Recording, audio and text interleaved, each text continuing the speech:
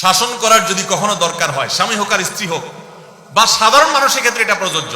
রাগের মাথায় কখনো শাসন করবেন না। শাসন করতে হলে মাথা গরম হয়ে গেছে, একটু সবর করবেন, ঠান্ডা মাথায় শীতল মাথায় তারপরে শাসন করবেন। যখন রাগ উঠছে তখন কিছু বলতে যাবেন না। আপনার রাগ উঠছে আজকে, আপনি নিয়ত করেন আগামী 24 ঘন্টা পর এটার আমি বিচার করব, একটা বিহিত করব, এটার আমি কিছু একটা করে ছাড়বো।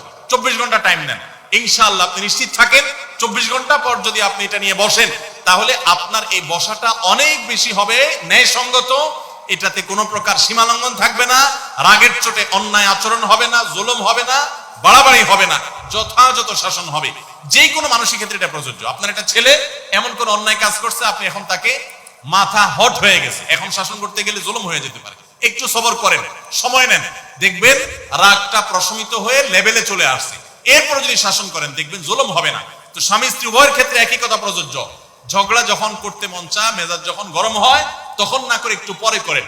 আমি সৌদি আরবে প্রবাসে যখন ছিলাম আমি দেখেছি অনেক বাংলাদেশি ভাইরা, তখন নেটের এত বেশি প্রচলন ছিল না, তারা মোবাইলে একটার পর একটা কার্ড রিচার্জ করতো 50 রিয়াল 100 রিয়াল দিয়া। কেন? শুধুমাত্র বউয়ের সাথে ঝগড়া করার জন্য। কিসের জন্য? কারণ কথা বলতেছে, মনে করেন কোন একটা বিষয় নিয়ে তুমুল বিশ্বযুদ্ধ বেঁধে গেছে দুজনের, এখন এই পাশ থেকে ওই পাশ থেকে কথা চালাচালি ঝগড়াঝাটি চলতেছে, চিল্লানি চেঁচামেচি, হঠাৎ করে লাইন কেটে গেছে, ব্যালেন্স শেষ, দৌড় দিয়ে চলে গেছে দোকানে, এই তাড়াতাড়ি একটা কার্ড দেন ভাই, তাড়াতাড়ি রিচার্জ করতেছে। কেন? তাকে এখন কি করতে হবে? অসমাপ্ত ঝগড়ার সেকেন্ড ইনিংস শেষ করতে হবে।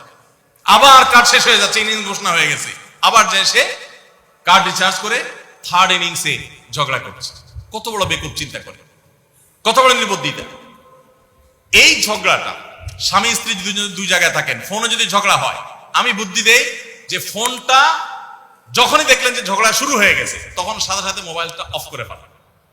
অফ করে 3 দিন মাত্র রাখেন, অন্য একটা নাম্বার বাটন ফোন দিয়ে আপাতত অফিসের কাজ কাম ছাড়েন, আর বইয়ের সাথে যোগাযোগের নম্বরটা 3 দিনের জন্য বন্ধ রাখেন। 3 দিন পরে মোবাইলটা আস্তে করে ওপেন করেন। এবার নিয়তি করেন যে ঝগড়া এটাই হবে। বরে বলবেন, দেখো তোমার সাথে ঝগড়া এখানে এই পর্যন্ত থামতেছে, আমরা এখান থেকে আবার শুরু করবো ইনশাল্লাহ 3 দিন পর। 3 দিনের বিরতি দিচ্ছি, যুদ্ধ বিরতি, যথারীতি 3 দিন পরে আমরা আবার শুরু করব। 3 দিন পরে যদি শুরু করেন, আমি তো দায়িত্ব নিয়ে বলতে পারি, লিখিত দিতে পারি আপনাকে, 3 দিনের পর যখন আবার নতুন করে শুরু করবেন ইনশাআল্লাহ দেখবেন আগের ঝগড়ার জের দুইজনের একজনেরও আর কিছুই নেই। এখন বউরে যদি বলেন 3 দিন পরে ফোন দিয়া বলেন, হ্যাঁ বলো তুমি জানি কি বলতেছিলা, দেখবেন যে আর কথা খুঁজে পায় না। আর আপনিও যদি বলেন যে হ্যাঁ আমি জানি কি বলতেছিলাম, দেখবেন এখন ঝগড়া করে জুত পাবেন না, গিয়ার একেবারে নরমালে চলে আসছে। এই জন্য ভাইরা, রাগ যখন হয় ওই টাইমটাতে ঝগড়াঝাটি করতে হয় না। তাহলে সেক্ষেত্রে দাম্পত্য জীবনে অশান্তি থেকে অনেকখানি বাঁচা যায়। যে ঠিক আছে আমরা ঝগড়া করবো, এই বিষয়ে আমরা এখন কথা বলবো না, কালকে কথা বলবো, একটু অপেক্ষা করেন, উভয়ের জন্য সেখানে কল্যাণ।